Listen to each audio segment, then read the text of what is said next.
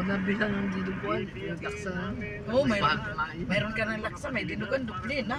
Huwag na. Bibili tayo dinuguan kung walang laksa, sabi ni sir, diba? Isa lang naman ulam na ulam. Pag may laksa, ma'am, walang dinuguan. Hindi ko kay, hindi lang ako opera. Okay na nga. Oo nga. Alam mo ni Daddy. Deposit ko sana, pero naalala ko nanganganak. Ako na nag-offer kay Leslie. Ba't maliit ang interest? Maliit. Lang ang bigay ko sa kanya. Sa 10. Okay, sa 7. Sabihin ko lang Tapos kay Daddy. nanganganak pa. Sa Kasi di yan. susunod na lang, pag may bakante si Ma'am Dan. Kasi Kahiram susunod ka iba na. na.